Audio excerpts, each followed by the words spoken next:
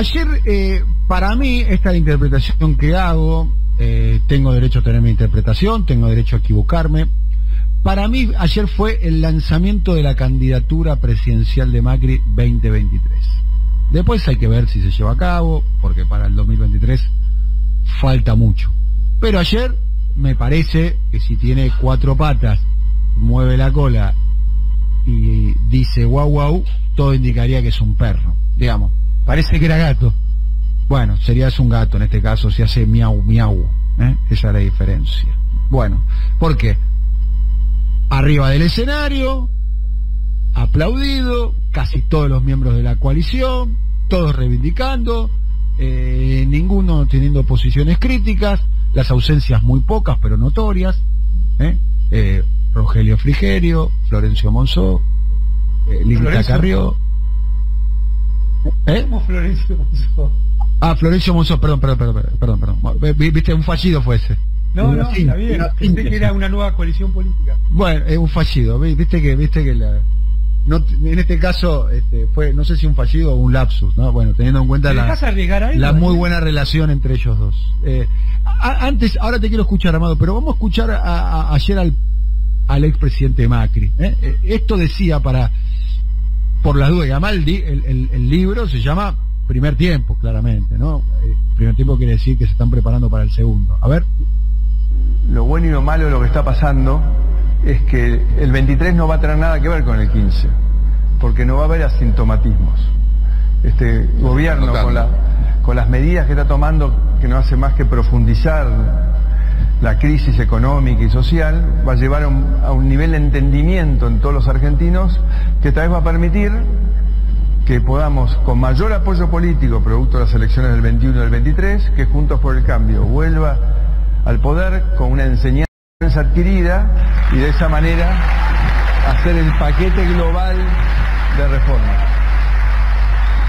Amado, menos mal que van a estar las mujeres, porque dice todos los hombres van a entender. Esperemos que las mujeres sean las que sigan entendiendo otra cosa, pero habrá que ver qué es el paquete global, ¿no? Nos quiere empaquetar para vendernos íntegros. No, lo que yo arriesgaría es que ayer fue el lanzamiento de la campaña de Macri para este año. Yo creo que él va a encabezar la lista de diputados.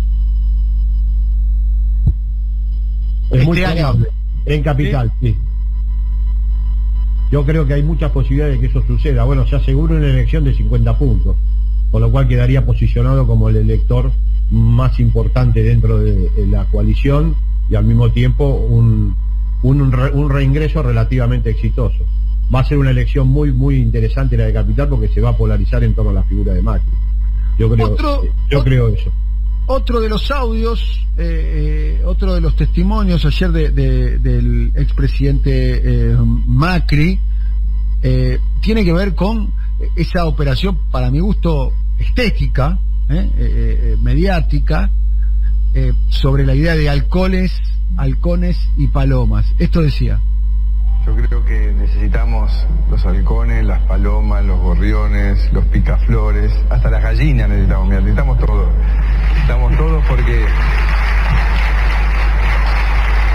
Necesitamos todo porque realmente, lamentablemente, este nuevo ciclo kirchnerista ha vuelto con más determinación a intentar alterar las reglas del juego. Entonces creo que hoy estamos todos contestes, entendiendo que estamos discutiendo en qué democracia vamos a vivir.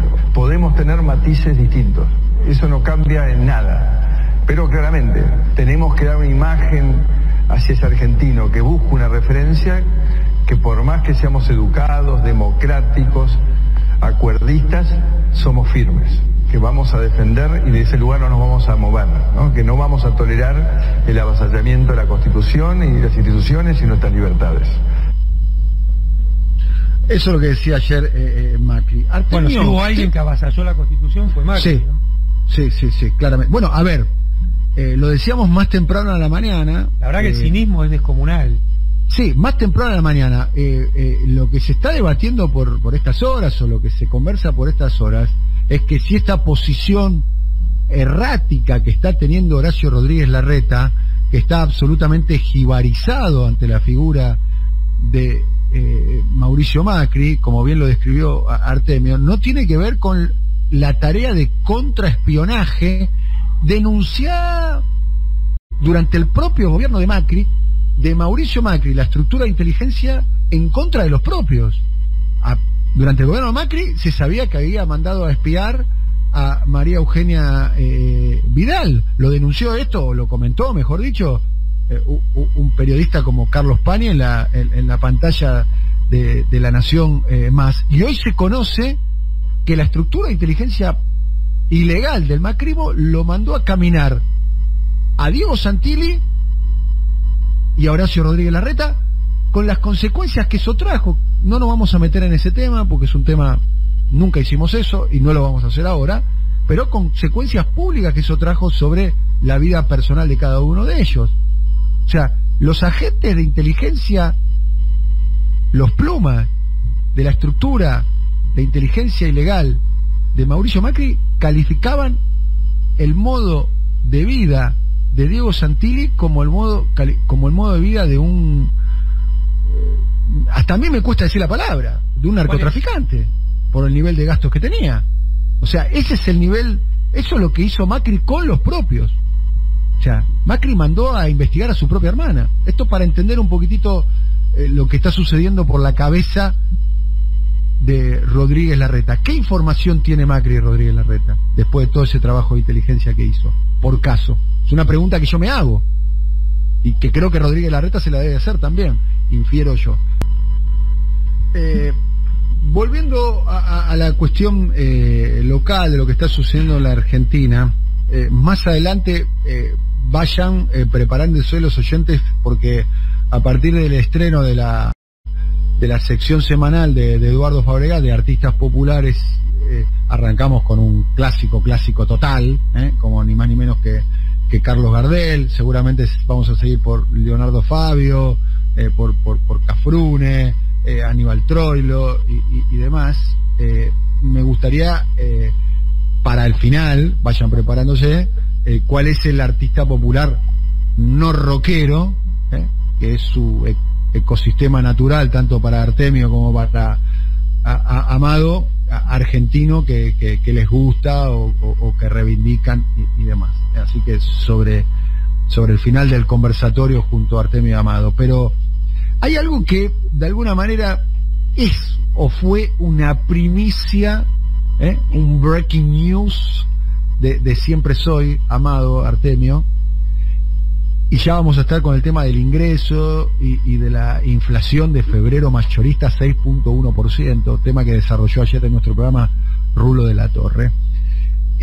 Pero vos venías alertando, Amado, y vos también, Artemio, sobre ojo con el Fondo Monetario, ojo con su programa, ojo con su inviabilidad electoral, y lo que vos venías diciendo en soledad desde el año pasado, Amado, pareciera ser que se está confirmando, porque el acuerdo con el fondo primero iba a ser en diciembre, no fue, después iba a ser en marzo, abril, no fue, o no va a ser, todo indicaría que no va a ser, y lo que está tomando forma es que no va a haber acuerdo con el fondo, al menos hasta después de las elecciones, Amado. Sí, aparentemente esa es la línea. Lamentablemente ahora tenemos un viaje del ministro Guzmán a Estados Unidos, que creo que va a servir de caja de resonancia a todo el sistema que pretende que haya un acuerdo con el fondo a lo que dé.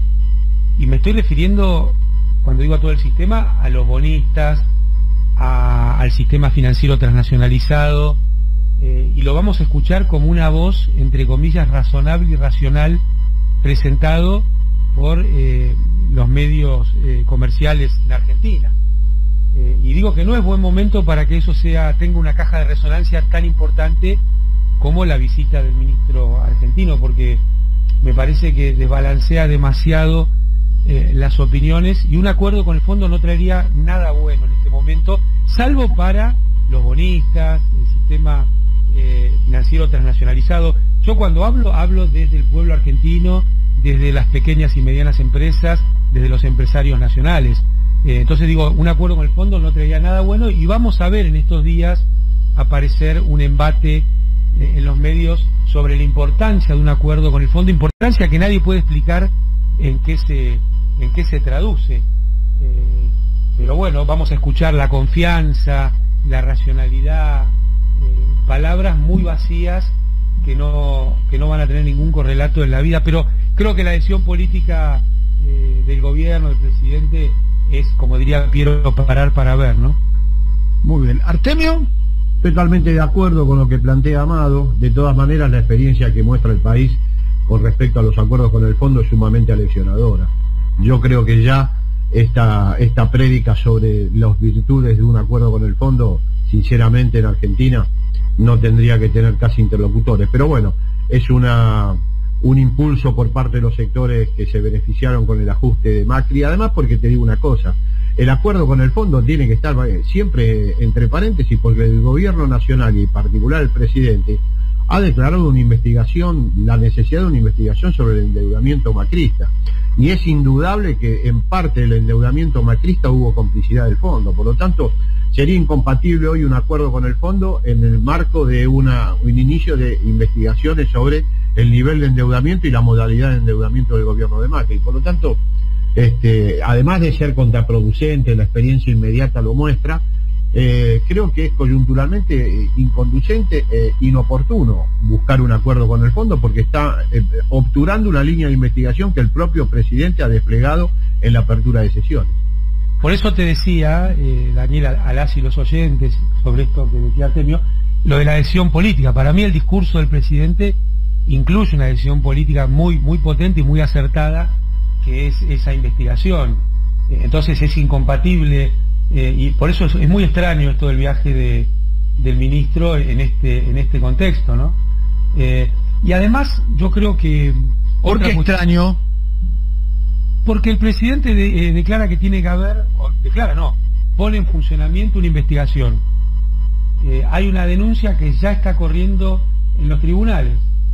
Y entonces creo que para avanzar en cualquier acuerdo con el fondo es necesario saber a dónde va esa denuncia, qué es lo que nos está mostrando esta denuncia. El gobierno ya había empezado con un informe del Banco Central, ni bien arrancó, o sea que esto no es una cuestión nueva, no es que el presidente un día se levantó y dijo, che, a ver qué pasa con esto. Ya venía desde el comienzo del gobierno. Y me parece que no hay que darle espacio mediático a aquellos que pretenden un arreglo con el fondo a lo que dé, porque entre otras cosas implicaría impunidad para lo que pasó con el tema del endeudamiento, cosa que el presidente ha demostrado que no está dispuesto a que suceda. Entonces me parece que es inconveniente. Y el otro punto que tiene que ver con las cuestiones que nosotros venimos señalando hace más de un año es qué impacto tendría el acuerdo con el fondo en las tarifas, ¿no? Porque ayer Ruto desgranaba muy bien lo de los índices de inflación en la Argentina, mayorista, minorista. Pero yo te quiero compartir algo a las y los oyentes. Desde que asumió Macri, el gas aumentó 984%. ¿Me escuchás, no? 984%. La luz residencial en AMBA, 2.917%. Entonces, que en este contexto, más el contexto de caída del salario que siempre viene explicando Artemio, se esté hablando de aumento de tarifas, suena al menos delirante. Vamos al tema de los ingresos. La inflación 6.1, mayorista, febrero. ¿Qué significa eso, Artemio? No, bueno, hubo un dato significativo que pasó relativamente desapercibido, que es la nueva valorización de la canasta básica de pobreza y de indigencia. Obviamente recibió una inflación anualizada febrero 2020, febrero 2021, la canasta de pobreza de 47 puntos, lo mismo que la canasta de indigencia. Se fijó ahora para 4 personas en un hogar metropolitano que para no ser pobre hay que tener un ingreso neto en el hogar de 60.000 pesos. Y para no ser indigente 25.000. Eso obviamente le da un piso de pobreza al país del 40%. Y muestra a las claras la crisis, un poco lo que señalaba Amado, la crisis de ingresos que viven las familias y la incapacidad de soportar cualquier deterioro en los precios relativos, entre, por ejemplo, afrontar una suba de tarifa. No hay posibilidad. La situación es muy, muy crítica en términos de ingreso, en términos de inflación. si bien es cierto que el promedio inflacionario está en 40.7, cuando vos vas a alimentos está en 47 puntos. Y las paritarias que se conocieron, todas, desde la bancaria del 29% hasta la estatal y la de maestros, están por debajo de esa cifra. Obviamente todos esperamos que descienda, pero por ahora, en el primer bimestre de este año no está pasando. Las proyecciones son muy preocupantes, pero también digo que más preocupante es la disponibilidad de ingresos de las familias. Con eso, el crecimiento económico, si se produjera, yo creo que se va a producir, veremos en manos de quién cae, porque lo que planteó Cristina en el Estadio Maradona, en aquel diciembre, creo ya, la fecha se me confunde, en aquel diciembre del año 2020, fue que el crecimiento no se lo apropiaran 4 vivos. Y dado que los ingresos familiares están muy deprimidos, ¿qué tipo de ingreso y quién va a ser el que se apropie de ingresos en Argentina? Hoy la distribución del ingreso muestra claramente quién se está apropiando. El 20% más rico de la población se apropia del 50% de la riqueza y el 80% restante del otro 50%. Ahora, el 10% más pobre, el 1.3%. La brecha es de más de 25 veces. O sea, estamos en una situación distributiva muy crítica, la peor desde el enero del 2002, y seguramente esto hará que el tipo de crecimiento y la apropiación del crecimiento se modele con un patrón que, de no corregirse las políticas, repliquen la situación de inequidad que estamos viviendo hoy y hace, por ejemplo, esta situación que yo te comentaba, un piso de 40% de pobreza en el país y probablemente un poco más. Vamos a ver, el INDEC va a medir, seguramente le va a dar a conocer la cifra del 31 de marzo. Es que la dinámica que dejó Macri, lamentablemente, tiene que ver con esto que señalaba Artemio, que cada vez porciones más pequeñas de la población se apropian de mayor parte de cualquier esfuerzo de ingresos que hace el Estado. Algunas por una cuestión estructural, otra, además de la cuestión estructural, agravada por la situación de la pandemia, como puede ser el caso de Mercado Libre. Pero es muy preocupante y no hay que sacarle el foco, insisto, al tema de las tarifas, porque justamente si va a haber un crecimiento y el sistema de tarifas, o sea, las empresas privatizadas de servicios públicos, se lo van a sacar a las familias, a los comerciantes, a las pequeñas y medianas empresarias y a la industria nacional, vas a tener un crecimiento que va a empeorar la distribución del ingreso, lo cual va a ir en contra de que ese crecimiento pueda sostenerse en el tiempo. Eso por un lado. Y por otro lado, el aumento de tarifas te va a dar un impulso shock otra vez a la inflación. Entonces, una inflación que ya de por sí el Ministerio de Economía no viene pudiendo administrar, no viene pudiendo bajar, va a empeorar la situación fruto del aumento de tarifas.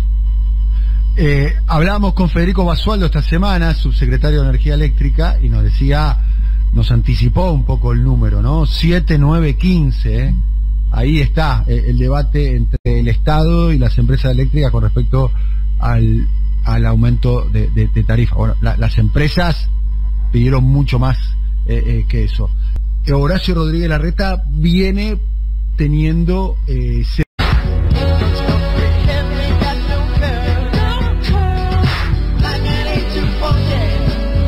pero no es un fenómeno de Argentina. Lo vemos con su especial del Plata, que el gobierno, las autoridades. Larreta viene teniendo semanas fatales, ¿no? Con muchos errores, ¿no? Alguien que supuestamente no, elogiado por los propios, qué bueno que es Horacio, qué buen gestor, qué tiempista, qué pin, qué pan, qué la parrala.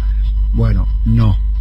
La pole position le está pesando, las luces del centro le están pesando, estar en el centro de la escena le está pesando, comete un error y luego para enmendarlo induce a un error mayor, y lo estamos viendo con mucha claridad. Lo vemos con su pelea con los docentes, cuando fue un error grosero. Luego vemos cuando comete el error de gestión de las vacunas y se enfrenta con el PAMI. Dicho sea de paso, qué coraje el de Elvana Bolovich, ¿no? Qué valentía la de Elvana Bolovich, cómo fue al frente. La verdad, la actitud, no lo dijimos, lo pasamos por alto, pero la actitud de Elvana Bolovich saliendo del escritorio y yendo a la puerta del Hospital Español a encarar la situación como tiene que ser, o sea, no siendo una funcionaria de escritorio, ¿no? Viste que los funcionarios siempre están, viste, no, como los periodistas, como la mayoría de los periodistas de televisión, viste, maquilladito, peinadito, con el vasito de agua, aire acondicionado, en situaciones cómodas, que la mayoría de los funcionarios aparecen así, ¿no? Generalmente, ¿no? O si no, una foto muy, viste, muy cuidada en una fábrica con el casquito, en una obra, pero generalmente no se embarran, están en la zona de confort. Bueno, Luana Molovic no reaccionó de esa manera. Le cerraron un hospital de su jubilado, o de los jubilados que ella tiene que cuidar, ¿no? Sí. Y fue al frente, y fue al frente, digamos. La verdad que es un gesto, para mí, muy valiente. Dicho muy sea interesante esto que estás diciendo, Dani, de el cambio de la Reta. La Reta siempre sumó, y sumó mucho desde el bajo perfil, y desde el bajo perfil operó, y desde ahí fue creciendo, pero ahora tiene que pasar al perfil alto, y se ve que ese partido por ahora le queda grande. Absolutamente. Le está pasando algo parecido a lo que le sucedió en algún momento cuando estaba en la pole position también, que le costó, inclusive menos, pero le costó también a Daniel Osvaldo Scioli, ¿no? Bueno, quiero pasar de vuelta al segmento ese de Viviana Canosa, porque es bastante sintomático, porque además hizo una serie, un raíz, después del gaf, del error de la clausura del Hospital Español, hizo un raíz televisivo y radial de 18 notas en 48 horas. Sí. 18 notas en 48 horas. Y ahí hasta otro error más de Rodríguez Larreta, porque quedó el sedimento de ese raíz mediático es que lo que quedó en la conversación social es la enorme cobertura mediática que tiene Rodríguez Larreta, con episodios como este de Viviana Canosa. Vamos a escucharlo. Bueno, van a seguir ahí entonces, Tatiana, Elba, van a seguir ahí hasta que tengan novedades. ¿Cómo se llama el intendente del lugar? ¿Sabés el nombre? El intendente del lugar de acá.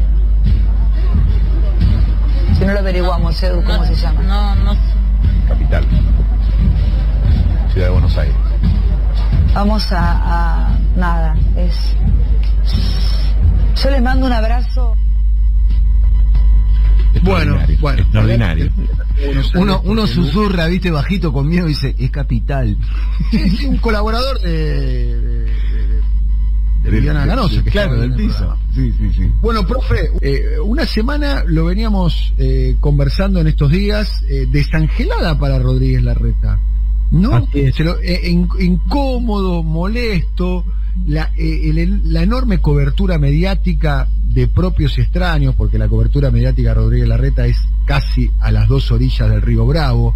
Hay muchos medios que supuestamente son antimacristas que lo defienden a Rodríguez Larreta.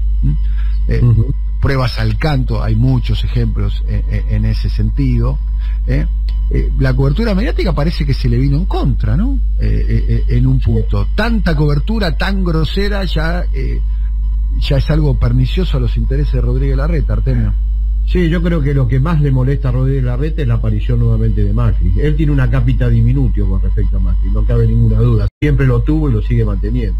Efectivamente, a la hora de compulsar volúmenes nacionales es incomparable la supremacía de Macri, y además se lo hace sentir. Más allá de, obviamente, los desaciertos en la gestión, que fueron bastantes, muy sostenidos. Lo de esta chica secuestrada muestra claramente la ausencia de políticas sociales en Cava. Hay más de 1000 chicos en esas condiciones, pero efectivamente lo que vos señalabas, Daniel, le va quedando grande la candidatura nacional. Nosotros nunca creímos que eso era sencillo para Larreta. Siempre dijimos que en términos de volumen nacional Larreta tenía que demostrar lo que era, y cuando lo comienza a demostrar nos damos cuenta de que hay muchos déficits en la construcción de esa figura. Pero bueno, veremos, falta mucho todavía.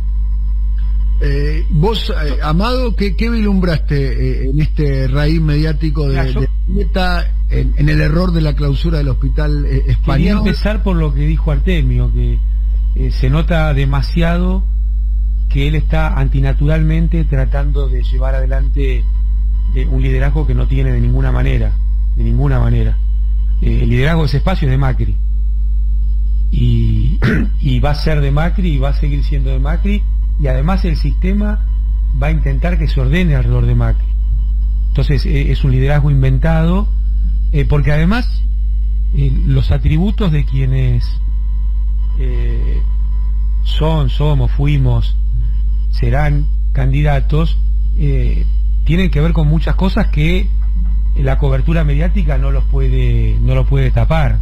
Te diría que incluso a Macri le faltan atributos, pero claro, atributos de empatía me refiero, atributos de posicionamiento político más allá de la gestión, de una visión del mundo y la capacidad para transmitirla. Cuando lo escuchamos, por ejemplo, a Macri dar las explicaciones, a Larreta dar las explicaciones alrededor de la privatización de terrenos públicos, te das cuenta que su visión del mundo también es muy pequeñita y de lo que es la política. Entonces ahí hay una cuestión de un liderazgo inventado. Primer tema, con muy poca empatía con lo popular y con la posibilidad de tener contacto con distintos estamentos de la población. Segundo, se empieza a caer el mito de la gestión, ¿no? Lo que vos señalabas de Luana realmente te marca a las claras, primero, la capacidad de Luana como dirigente política, no como estar atrás de un escritorio, porque muchas veces dijimos esto, la importancia de los funcionarios militantes. Pero la escena, te digo, Amado, la escena de ella en la vereda, ¿viste? O sea, no, podría haber hecho lo mismo, en realidad creo que no, con otros resultados, porque también es cierto que la clausura se levantó inmediatamente, porque Luana inmediatamente se enteró, se movilizó a través de las redes sociales, pero no se quedó con el hashtag o con el expediente, bueno, sino fue y puso el cuerpo. A eso iba, ¿no? Lo que pretende el PRO, grandes sectores del poder permanente, es que la política se reduzca a un Twitter. Por eso le dan tanta bola a los Twitters y a estas cosas en los medios concentrados. Pero la verdad que la política tiene que ver con el territorio, con poner el cuerpo, con estar encima de las cosas. Todo lo contrario de la oposición a Larreta en la capital, del PJ Capital en todas sus variantes, bueno, inclusive es que con la propia cámpora. Lo que intenta el sistema es cooptar a todo el arco político, pero no es un fenómeno de Argentina. Uno esto lo puede ver en las posiciones del PSOE español o el socialismo francés, aún antes de ver los sistemas comunicacionales, el Twitter. Aún antes de que apareciera el Twitter, el PSOE español o el socialismo francés tenían las políticas de los banqueros. Entonces, bueno, este es un intento global.